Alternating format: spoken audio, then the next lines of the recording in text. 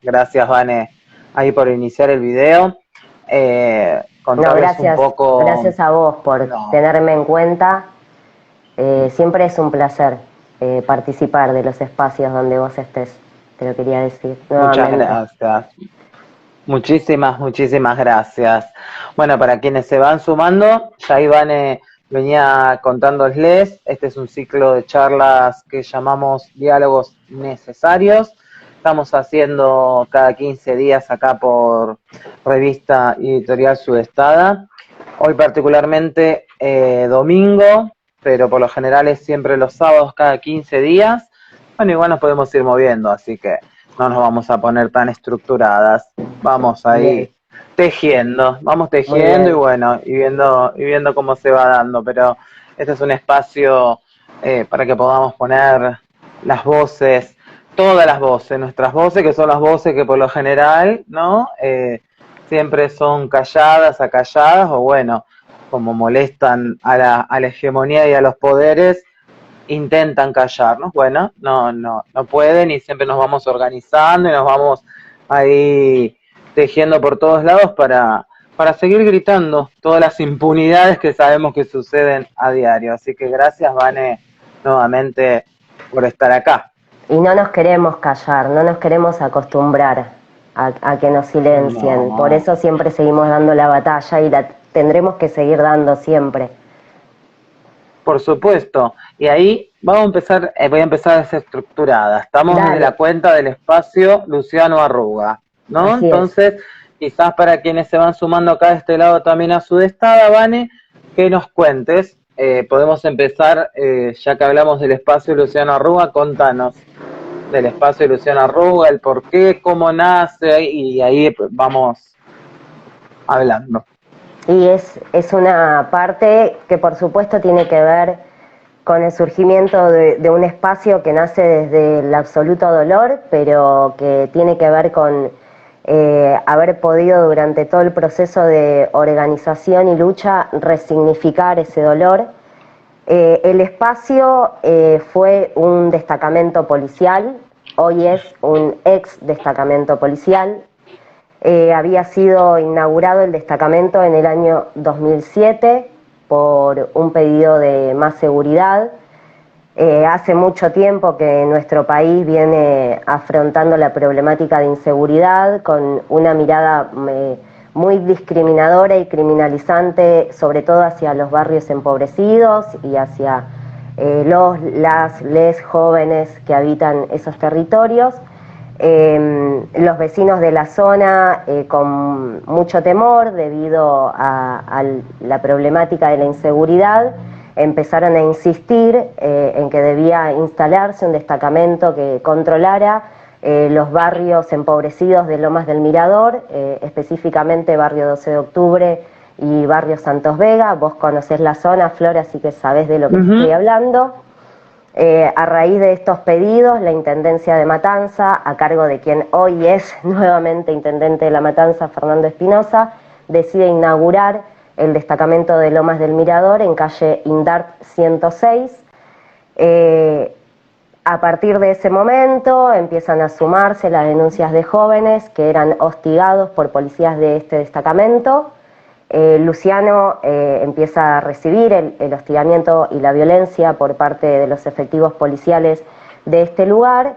Luciano en este lugar, en el año 2008, apenas un año después de inaugurado, sufre una detención en donde es torturado física y psicológicamente. Por este hecho se ha condenado a un solo policía de todos los que se encontraban trabajando en ese momento a 10 años de prisión efectiva por las torturas físicas y psicológicas que sufrió Lu. Y en el 2009 Luciano desaparece. A partir de ahí, por supuesto, empezamos todo un recorrido para visibilizar la desaparición forzada de Luciano y al mismo tiempo pedíamos que se cerrara el destacamento policial por todo lo que había sufrido Luciano y por todo lo que habían sufrido otros jóvenes de los barrios. Después de muchos años y después de haber acampado en el lugar, casi, ahora no recuerdo, pero entre 3 y 6 meses habremos estado acampando en el destacamento, que en ese momento estaba bajo custodia de Gendarmería. Habitábamos gendarmes y nosotros, familiares y amigos, el lugar, hasta que logramos que se llevara adelante un proyecto de expropiación en favor nuestro, y hoy eso es un espacio social, cultural, un espacio de memoria, donde se recuerda la situación que le tocó vivir a Luciano y bueno, otras que han sido descritas por jóvenes de la zona. Es un espacio que necesitamos y que queremos que habiten los jóvenes de los barrios, y que la sociedad entienda el horror que allí se vivió. Fue un destacamento y hoy es un espacio social y cultural que lleva el nombre de un pibe de un barrio, Luciano Arruga. Te pregunto, Vane, conociendo el barrio sobre todo, ¿no? Y aparte justamente me acordaba de un pasaje de la peli, del documental, y hay una vecina muy enardecida.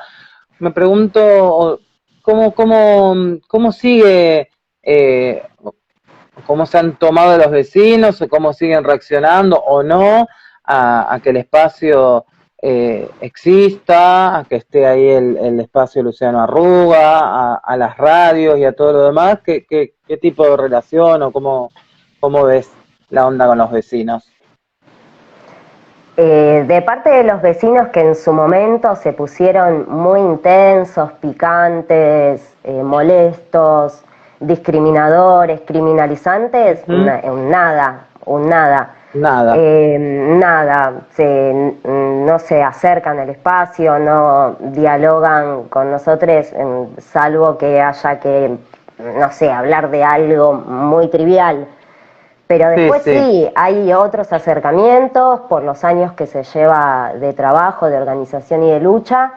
Se han sumado jóvenes de ambos barrios, se han sumado mujeres que hoy participan de ese espacio y que incentivan la organización dentro del mismo, con otras miradas, con otras perspectivas, trayéndonos otras problemáticas. Así que en ese sentido sí, se ha sumado gente del barrio, de esa gente linda, aguerrida y luchadora, que es la que queremos. Y de parte de las personas indiferentes, bueno, hay indiferencia porque en definitiva, ¿sabés qué era lo que más temor les provocaba a Flor? Que eso se convirtiera en una villa.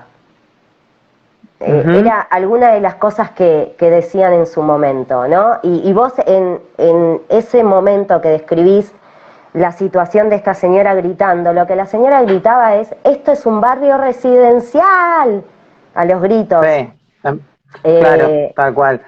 Como marcando claramente una línea entre los que habitan ese barrio residencial, que son personas, y los deshumanizados, que en este caso deshumanizades éramos todos nosotros. Bueno, creo que con el correr del tiempo lo que ha quedado de manifiesto es que nuestra tarea ahí tenía que ver con reconstruir la memoria de lo que pasó, y una organización inclinada a que los jóvenes de los barrios se acercaran. Nuestro trabajo siempre siguió por esa línea y ellos no intervinieron ni positiva ni negativamente, y por otro lado se dio esto, llegada de muchas personas lindas al espacio. De muchas personas, exactamente. Te pregunto, Vane, ¿por qué crees que es tan importante, ¿no? Seguir luchando, y la lucha por los derechos humanos, o los derechos de la humanidad, digo yo ahora, porque derechos humanos me suena mucha masculinidad. No, pero aparte de derechos humanos, me aglutina y engloba, sí, a ver, no, tiende a querer englobar a todo el conjunto humano, pero en definitiva termina siendo un término que va dirigido a un sector específico de la sociedad mundial. Me parece que seguir defendiendo los derechos humanos tiene que ver con seguir visibilizando que los derechos humanos se violan sistemáticamente.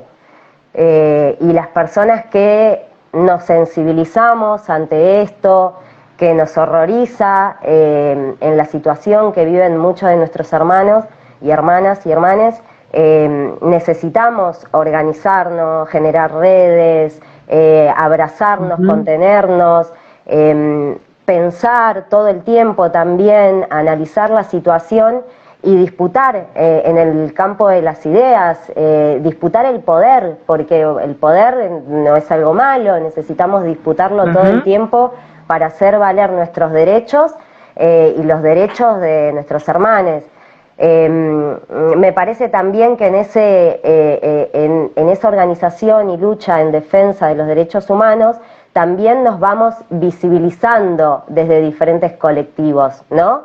Necesitamos visibilizar cada una de las identidades y poder mostrarle a la sociedad y sensibilizar a la sociedad sobre cuáles son los horrores, las violencias que nos impactan en el cuerpo y que nos generan un daño enorme. Esto es algo que vos lo tenés súper claro con todo tu grupo de compañeros. A nosotras nos ha pasado con la problemática represiva, sobre todo dirigida a los jóvenes de los barrios empobrecidos, esta necesidad de poder hablar de las violencias todas, pero hablar específicamente de la represión estatal, que engloba desde la tortura, el gatillo fácil, los fusilamientos, las causas armadas, hasta la desaparición forzada.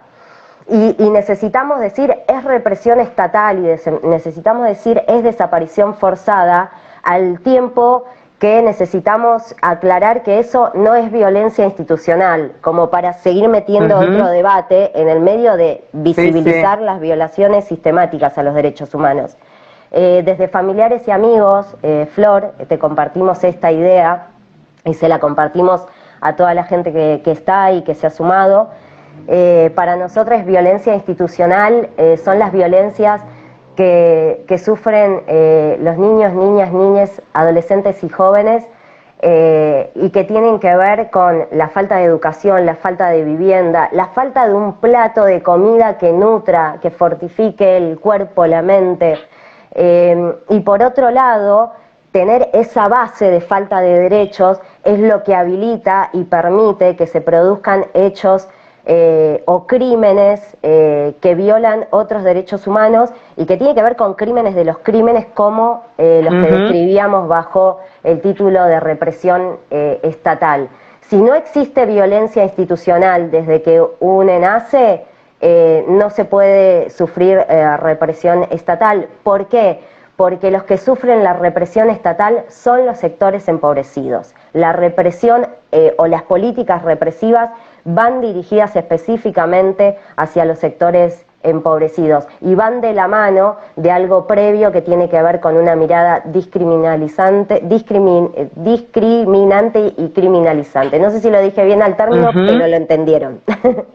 Sí, se entendió completamente y es tal cual vos decís, ¿no? Lo de la represión estatal a sectores particulares, a los sectores empobrecidos, y yo le sumo a varias de las cuestiones que sumaste y que estuviste hablando, la violencia institucional también acompañada, y la violencia estatal también, y la represión estatal acompañada no solamente de tortura, sino también de abusos sexuales y de todas esas cuestiones que sabemos, vemos y hemos vivido muchas personas, y sobre todo también porque en esta represión estatal y criminalización, históricamente se ha criminalizado a las personas travestis y trans, a nuestras compañeras en situación de prostitución, donde las trabas hemos llenado históricamente la caja chica de las policías, ¿no? Con todo lo que se recauda a través de la prostitución en nuestros cuerpos. Entonces ahí somos muchos sectores los que tenemos bien claro lo que es la represión estatal, la persecución estatal y la criminalización sobre todo, ¿verdad?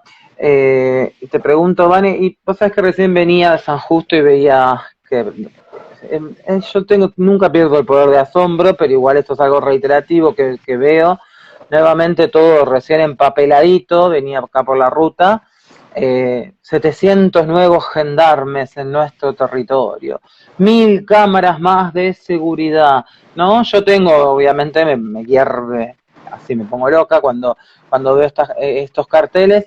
¿Qué pensamiento te traen, ¿no? Que tengamos que ver tanta propaganda de más represión, más represión, más represión, ¿no? Específicamente en nuestro municipio estamos en La Matanza, pero sabemos que pasa en muchos otros municipios también. La misma bronca que te atraviesa a vos es la que me atraviesa a mí cuando veo los mismos carteles. Y no hay carteles que hablen de otra cosa, porque no hay propaganda política que hable de, bueno, cómo se va a incorporar, por ejemplo, a un trabajo digno a los jóvenes, a las personas travestis, trans. No se habla de cuáles son los proyectos para que todas las personas podamos tener una vivienda digna y no tener que andar peleando y guerreando por una porción de tierra. Eso no aparece en ninguna pancarta en Matanza, como sí aparece la cantidad de nuevos patrulleros. Acá hay un cartel por la zona de Aedo que dice gracias al municipio de La Matanza por las cámaras.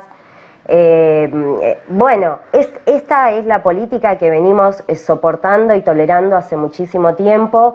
Estas son las denuncias que venimos haciendo en cuanto a cómo se destina el presupuesto y cómo se lo destina a una problemática que tiene que ver con la inseguridad, que si nosotros pudiéramos hablar de inseguridad, seguramente para nosotros inseguridad son muchas otras cuestiones que tienen que ver con violencias institucionales o represión estatal que las personas sufren a diario, y propondríamos que parte de ese presupuesto se destine a todas estas cuestiones que venimos hablando, a salud, a educación, a vivienda digna.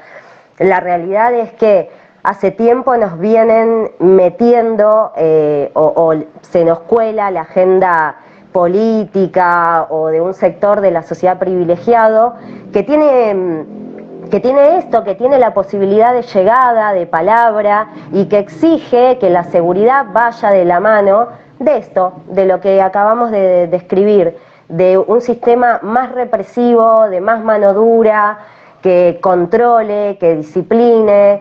Y la realidad es que más allá de lo que vamos logrando visibilizar por la organización y la lucha, encontramos una sociedad insensible ante esto que está ocurriendo. Y la verdad que yo lo llevo más allá porque digo, bueno, ¿qué democracia estamos construyendo?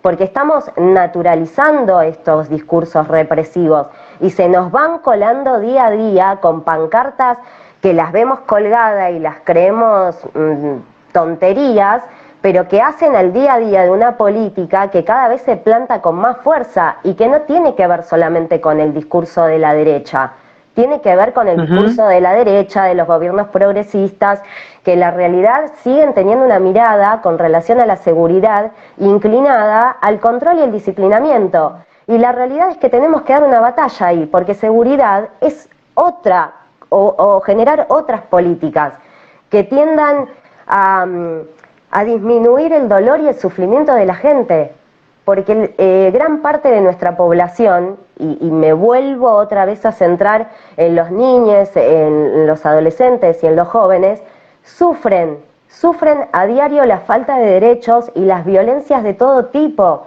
En ese aspecto creo que sí, Flor, lo miro y me da bronca, pero aparte me dan ganas de muchas otras acciones, más allá de la bronca. Sí. ¿No? De poder como sociedad romper con esto, decir acá estamos y queremos otra construcción y queremos construir otra democracia.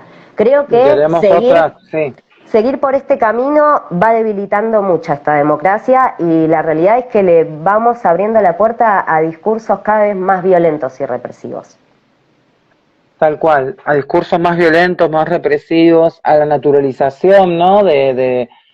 Y claro, algo que parece tan inocente como un cartelito, no, es un mensaje muy poderoso porque también juega sobre la subjetividad, porque después también tus vecinos, tu primo, tu tía, tu madre, o qué sé yo, depende con quién te relacionás, escuchamos muchas veces en nuestros barrios y en nuestras casas, ay, qué bueno, hay más patrulleros, va a haber más patrulleros. La verdad que la gente no, o algunas personas no profundizan sobre esa imagen, sobre esos mensajes, sobre por qué más patrulleros, por qué más policía, por qué más mano dura, ¿no?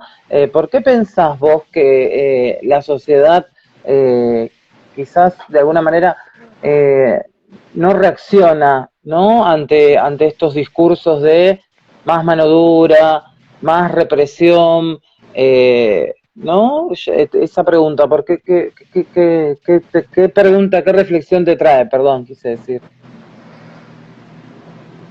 Yo creo que no responsabilizo a la sociedad como responsabilizo a, a los poderes del Estado por no visibilizar las problemáticas que sufre nuestro país.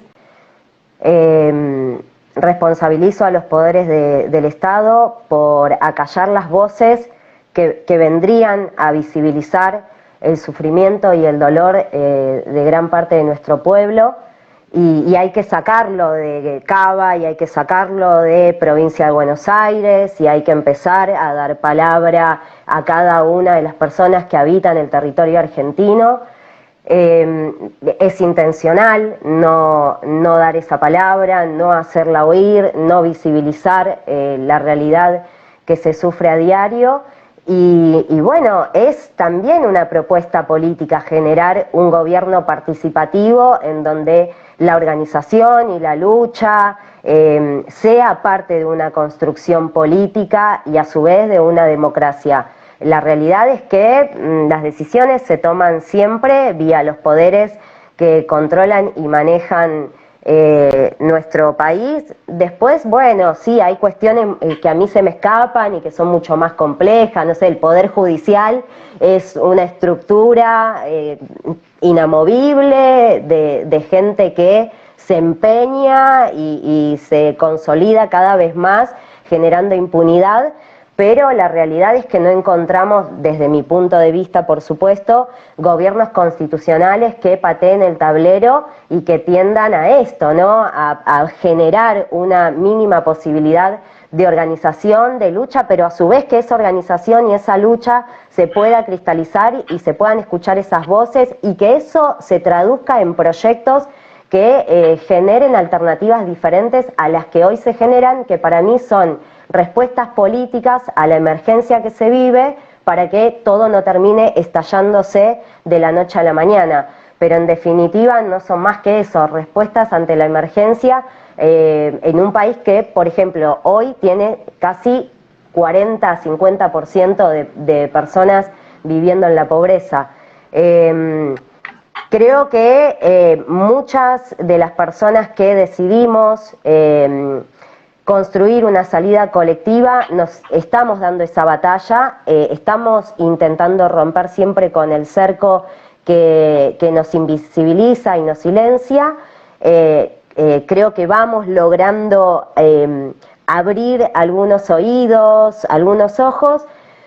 Pero bueno, el poder político, el poder mediático, el poder judicial son absolutamente poderosos, y la batalla es muy, muy grande la que tenemos que dar. Si a eso le muy sumamos grande y que muy desigual. es desigual, y si a eso le sumamos que cada vez que nos organizamos y luchamos, lo que recibimos en respuesta es control y represión, bueno, la realidad es que es bien difícil. Pero sí, no responsabilizo a la sociedad, y digo, a ver, a la sociedad privilegiada sí la responsabilizo, a los sectores altos y acomodados de nuestro país sí, pero a las personas que no la ven porque lo silencian o los limitan, tengo una mirada más sensible.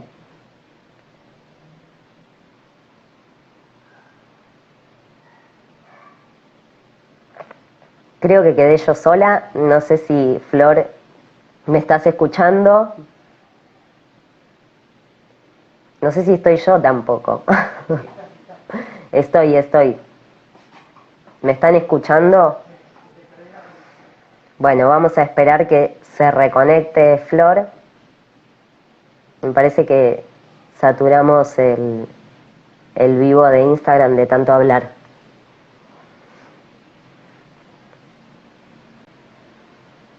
Bueno, ahí les pedimos un poco de paciencia. Sí, Fla, gracias, estoy. Ahí esperemos que se conecte nuevamente Flor. Saludos, Riquel, Julieta Riquelme, hola Juli, abrazo.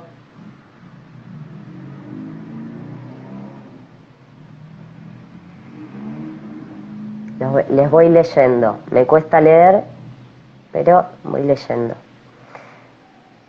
Ahí estoy esperando que se vuelva a reconectar Flor, tengan paciencia.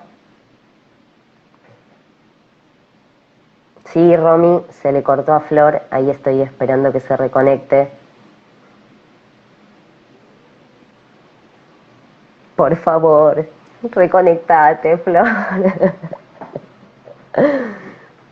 El documental, me pregunta Araceli, calculo que me estás hablando del documental de mi hermano Luciano, se llama ¿Quién mató a mi hermano?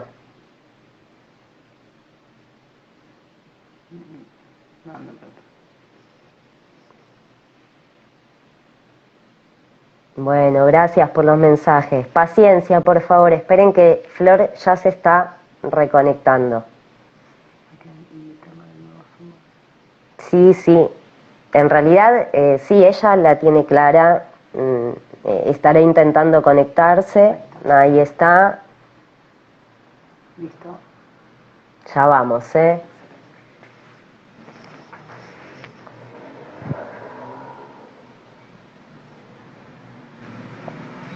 había cortado. Ay, mira, se cortó la luz. De repente se cortó la luz y digo, no puede ser esto, ¿qué pasó?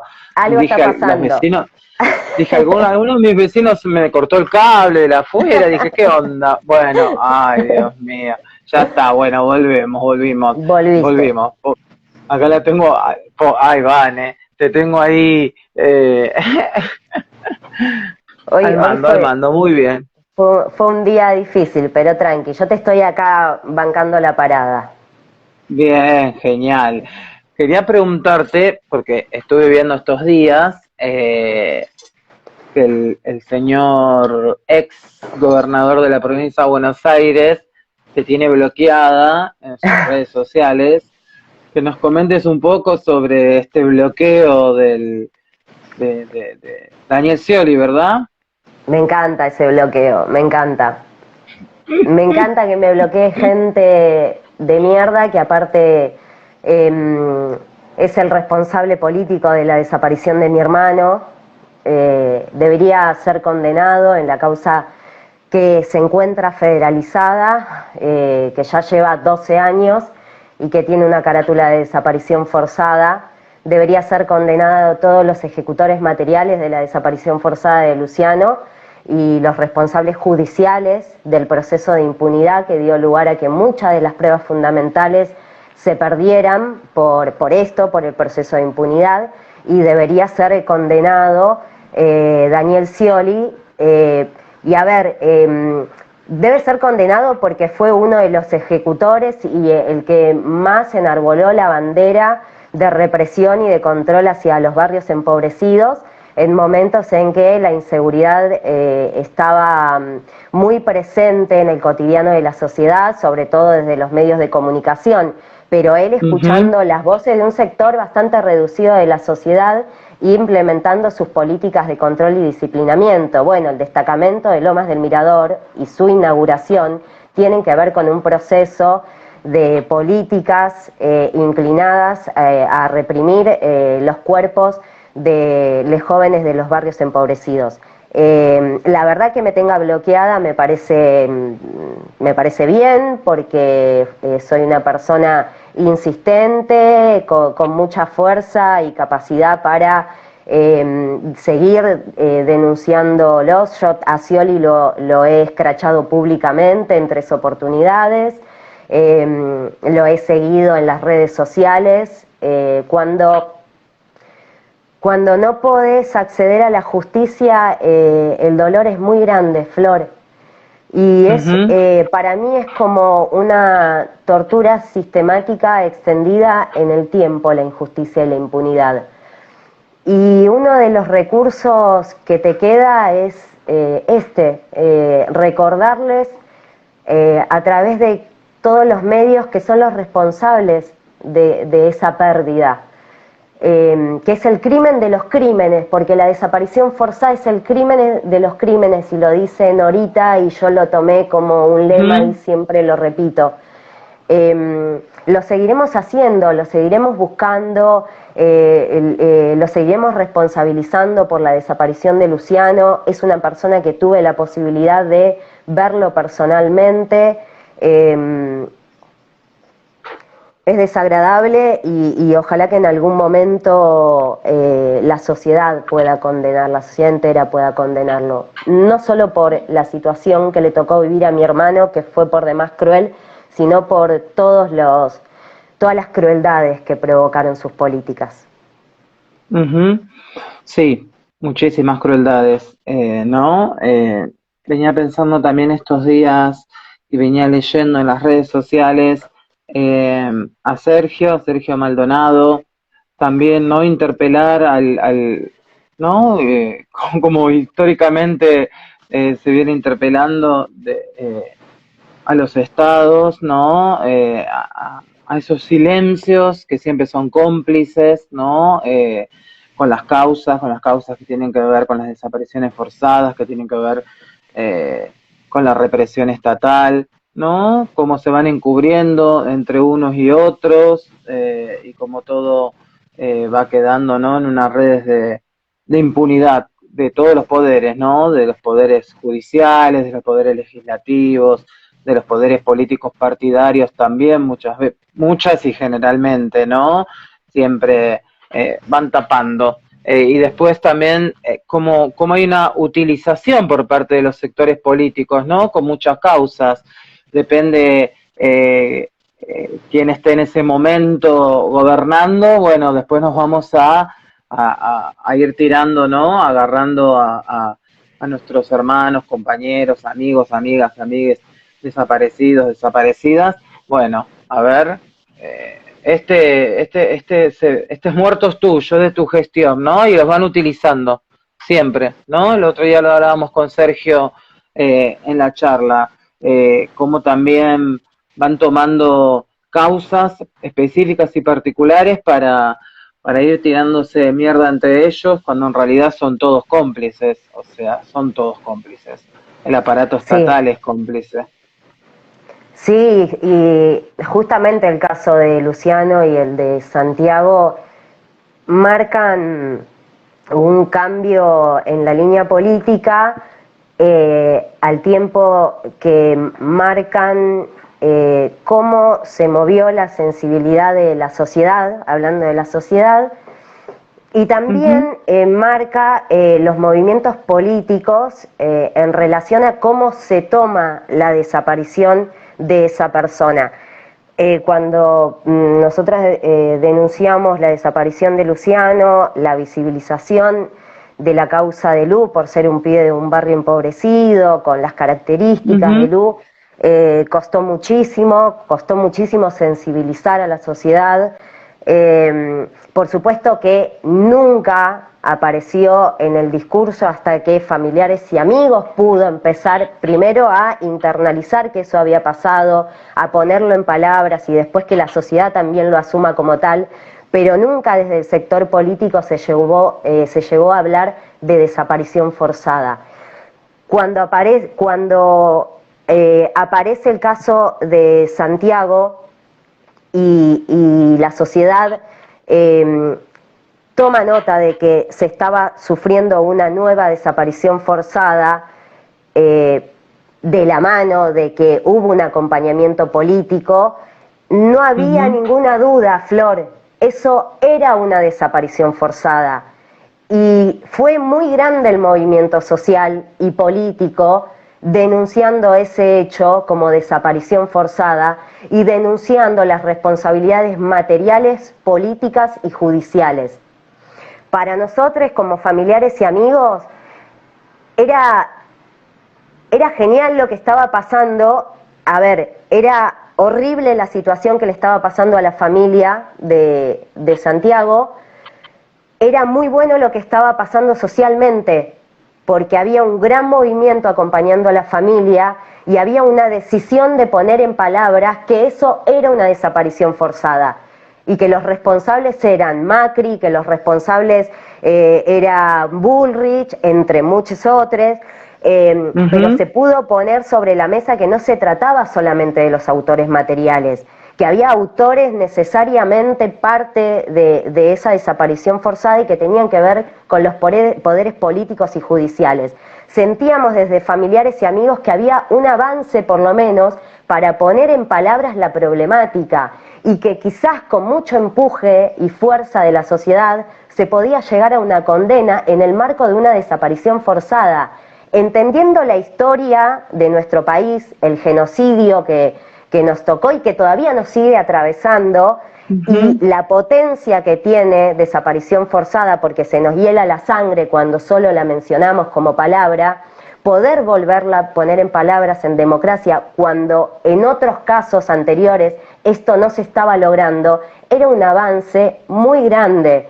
Y las familias sentíamos que por primera vez quizás se podía marcar o generar jurisprudencia y que podíamos avanzar muchos otros casos. Con el correr del tiempo, de los años, la desilusión, por supuesto, volvió a recaer en nuestro cuerpo y nos volvimos a dar cuenta de todo esto que vos describís. Que esto es un momento, que hay un aprovechamiento político, que después cuando se cambia de color político ya no se vuelve a hablar de ese caso, no se vuelve a empujar ese caso, no se vuelve a hablar de desapariciones forzadas y aparece el caso de Facundo Astudillo Castro y se invisibiliza la situación y aparecen funcionarios como Tolosa Paz del Frente para la Victoria, Santilli del macrismo, con un libro en mano que ha escrito un tal Diego Sasso, que se llama Operación Facundo, y que pone de manifiesto la voz de la policía asesina y de la justicia impune. Entonces decís, bueno, no hay grieta acá. A la hora de invisibilizar las desapariciones forzadas, no hay grieta. Y se vuelve a repetir, en el caso de Facundo Astudillo Castro, lo que pasó con el caso de Facundo Rivera Alegre, Daniel Solano, Sergio Ábalos, Luciano Arruga, entre muchos otros desaparecidos de forma forzada. Así que, bueno, sí, es esto. Y viene de la mano al mismo tiempo porque, a ver, sacarse la foto estos funcionarios políticos con este libro infame es lo mismo que nos sucedió a nosotros cuando Patricia Bullrich salió en un medio de comunicación a decir que las causas de Luciano Arruga y de Santiago Maldonado eran mentira y que eran un invento de la familia. Estos son ataques políticos, mediáticos, judiciales en contra de las familias que nos levantamos, que nos organizamos y que denunciamos que en democracia a las personas las siguen desapareciendo de forma forzada. Totalmente, las siguen desapareciendo de forma forzada, sigue intensamente cada vez más, porque también obviamente que esto no sale en los medios hegemónicos de comunicación, los gatillos fácil que suceden y que siguen sucediendo a lo largo y ancho de todo nuestro territorio, ¿verdad? Estos temas, hay que decirlos, no salen en los medios de comunicación hegemónicos, nunca los vemos, nunca los escuchamos, nunca vemos tampoco, como estos casos, un montón de otros casos que también tienen que ver con desapariciones, cómo todavía seguimos, ¿no? Preguntándonos y seguimos diciendo dónde está Tehuel de la Torre, de la desaparición también forzada, ¿no? Y el asesinato de Joana Ramallo en La Plata, que estaba en situación de prostitución y fue captada por las redes de trata, ¿verdad? Bueno, y tenemos muchísimos casos más. Esto queda siempre bastante silenciado por los medios, porque sabemos que detrás de todos estos medios de comunicación hegemónicos hay grandes poderes políticos, ¿no? Yo quiero preguntarte, Vane, un poquito sobre el espacio Luciano Arruga también, volverte a preguntar que nos cuentes un poco sobre este taller que nosotras estuvimos compartiendo también ahí el flyer desde Furia Traba, el taller de radio, de cómo viene la onda. Bueno, me gustaría que estén mis compañeros que están en ese tema específicamente para explicarlo mejor que yo, pero ojalá que lo pueda hacer de la mejor manera. Se vienen haciendo talleres, todo tiene que ver con radio, estructurados en etapas. Para, no sé, por ejemplo, una etapa tuvo que ver con producción, contenidos, otra con locución, en fin, no me voy a meter mucho más porque yo no la tengo tan clara, pero sí se fueron armando esquemas. La participación era presencial y sigue siendo presencial para los pibes de los barrios, y es de forma virtual para quienes se quieran sumar desde cualquier territorio del país. Al mismo tiempo, a ver, Flor, que vuelva la radio al espacio es como volver a llevar adelante una tarea que fue parte constitutiva de nuestra organización y de nuestra lucha. Cuando tomamos el destacamento, que en ese momento se encontraba en manos de Gendarmería, para que se nos escucharan, hacíamos una radio abierta, que el programa se llamaba Desde Afuera, porque estábamos afuera del destacamento, esperando esa expropiación, y hacíamos el programa desde afuera, con un parlante, con un micrófono, y nos escuchaban los vecinos que estaban ahí, o la gente que se enganchaba. No me acuerdo en ese momento si generábamos un link para que nos escuchen por otras vías, no me acuerdo. Pero empezamos a caminar con esa radio armada desde la furia, y después, bueno, se llevó adelante en el espacio. Hubo un momento en el que no continuamos con esta herramienta tan importante de intervención, de comunicación, de participación, y ahora volvemos con esta dinámica de talleres y con la intención de armar el estudio de radio para que ya esté ubicado en el espacio Luciano Arruga, y bueno, y continuar con los talleres para les pibis, y nosotros mismos poder hacer nuestros programas ahí y poder seguir comunicando todo esto que nos interesa y que tiene que ver con las diferentes problemáticas que atraviesan la vida de quienes somos discriminados, criminalizados, violentados y violentadas. Qué maravilloso, ¿no? Ahí le vamos a mandar un abrazote, un besote. Ahí está Gigi, nuestra locutora, la veo por debajo, ahí tirando llamaradas de fuego. Hermosa, la importancia, Gigi. Hermosa, nuestra Gigi, la importancia, ¿no? De poder poner la voz, porque en definitiva la radio tiene que ver con eso, ¿no? Con poder poner la voz, con poder poner en palabras todo lo que nos atraviesa, la furia, la rabia, la rebeldía, el dolor, ¿no? Y todas esas sensaciones y emociones que nos brotan ante tantas injusticias, poder ponerla en un micrófono a través de la radio, que llegue a muchísimas personas, a muchísimos espacios. Me parece que tiene que ver, ¿no? Y que, por supuesto, tiene que ver con los derechos humanos o con los derechos de la humanidad. Alguien me preguntaba más temprano, justo se me había cortado, ¿por qué dije que derechos humanos era masculino? Lo dije en modo de, primero porque la palabra humanos encierra en un término masculino. Yo no soy un humano, soy una humana en todo caso. A eso me refería, ¿no? Un poco picarescamente, pero quizás para la persona que me preguntaba por qué es masculino, por qué es masculina, la palabra humano es masculina.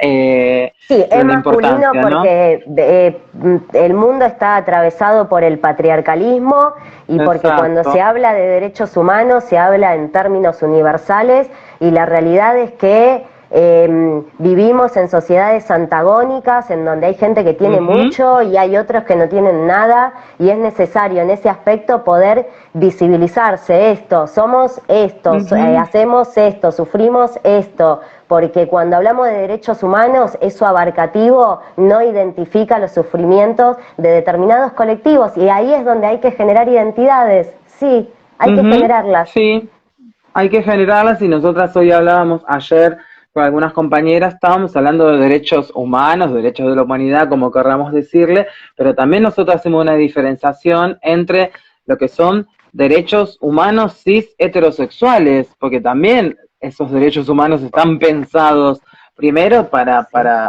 los privilegiados que suelen ser las masculinidades de los varones, después blancos, académicos y todo lo demás, pero sobre todo son derechos que están pensados para las personas que se identifican con la heterosexualidad y punto. Entonces, también, y está bueno que podamos hablarlo y diferenciarlo, porque si no pareciera que es todo, ¿no? Todo lo mismo, somos todo lo mismo, todos tenemos los mismos derechos. No, eso es una falacia, no es cierto, no es cierto. Entonces la única manera de poder empezar a desandarlo, a desarmarlo, a volver a construir, y lo que fuese es, primero y principal, hablándolo, ¿no? Reflexionándolo, poniéndolo en palabras, bueno, que interpele, sí, va a interpelar, y eso es lo interesante, ¿no? Que podamos empezar a interpelarnos constantemente para ir construyendo una sociedad diferente a la que tenemos, ¿no? Por supuesto. Sí, por supuesto. En definitiva se trata de eso. Me quedé ahí mirando porque mundo patriarcal, sí, el mundo es patriarcal y capitalista, y extremadamente violento y todo lo que sucede, ¿no? Cada día se va profundizando más, se van profundizando las violencias, lo vemos diariamente, lo vemos, ¿no? Internacionalmente, no solamente acá. Así que, bueno, Vanessa, y con relación a esto, sí, hay una cosita, porque viene a tono. La necesidad de empezar a escribir y de poner en palabras cómo atraviesa la represión estatal la vida de las personas más allá de los pibes, porque identificamos la problemática claramente cuando irrumpe violentamente en la vida de nuestros jóvenes pobres. Pero nos falta un mundo por recorrer para empezar a entender que esta problemática no le corresponde solamente a los varones empobrecidos, sino que a las pibas empobrecidas, a las personas travestis, trans.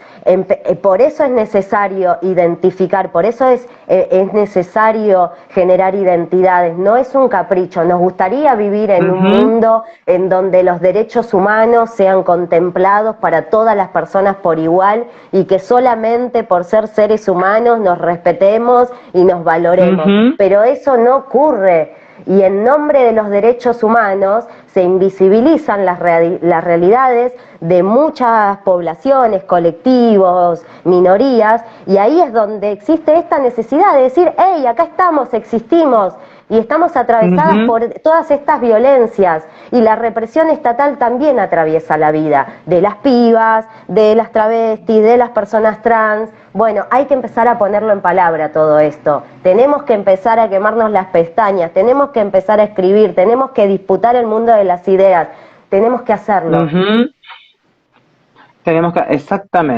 Exactamente, hay que disputar todos esos mundos. Y vos sabés que lo que me venís diciendo, hoy me hicieron una nota hace un rato justamente para Dinamarca, era en este caso, porque estaban, muy sorprendidos con que tengamos ley de cupo laboral travesti trans en Argentina, que es el primer país en el mundo en implementar una política pública de este tipo. Y una de las preguntas era... Y eso tiene que ver con la lucha de ustedes. Eso tiene que ver con la lucha de ustedes. Exacto. Eso tiene que ver con la lucha colectiva de las travestis y sobre todo yo no puedo nunca dejar de nombrar con la lucha también que iniciara nuestra compañera matancera Diana Zacayán, que fue quien impulsara esta ley hace muchos años. Ya venía hablando Diana de cupo laboral en los piquetes, en la Ruta 3, o sea, esto llevó muchas décadas, no es de un día para el otro. Y la periodista estaba muy sorprendida, o su pregunta era, ¿no? El por qué. ¿Por qué las travestis teníamos que tener el privilegio de un cupo para ingresar a trabajar en el Estado? Bueno, las personas travestis tenemos que, y luchamos por esta política pública, porque el Estado siempre nos ha, el Estado y la sociedad en sí, siempre nos ha marginado, discriminado, excluido, asesinado, prostituido, ¿no? Sí. Entonces necesitamos de una vez por todas una política pública reparatoria para la comunidad travesti trans. No tendría que existir, no tendría que, es como lo que veníamos hablando, y no, claro, no deberían existir cosas puntillosas y decir, bueno, esto debe ser diferenciado, pero sí, es necesario, es necesario. Algún día no necesitaremos una ley de cupo laboral y cada persona, como debería ser, las travestis, tendríamos que poder decir quiero ser abogada, enfermera, doctora, puta, presidenta de la nación, si se me da la gana, lo que fuese. Pero eso está muy alejado todavía. La mayoría de nosotras subsiste de la prostitución, seguimos con una expectativa de vida de 35 años de edad. Entonces se necesitan políticas públicas diferenciadas para diferentes situaciones, realidades y problemáticas que atraviesan algunos grupos, ¿verdad? Sí, y no es un privilegio, es un derecho. No, para nada. Y es un derecho que viene de una deuda enorme y de mucho daño que se ha hecho en la vida de todas ustedes. Y creo que la lucha que han llevado adelante es enorme, es valiosa, nos enseña todos los días en esto de pensarnos, ¿no?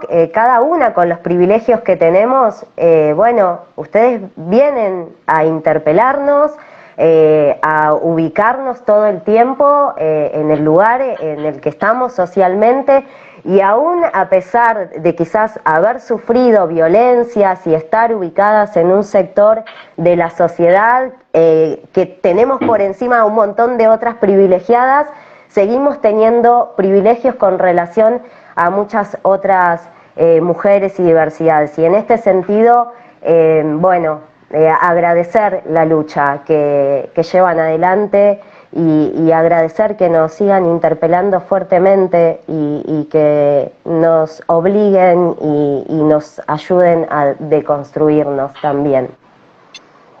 Maravilloso y lo bueno es que podamos ir uniendo todas nuestras luchas, ¿no? Que sean interseccionales.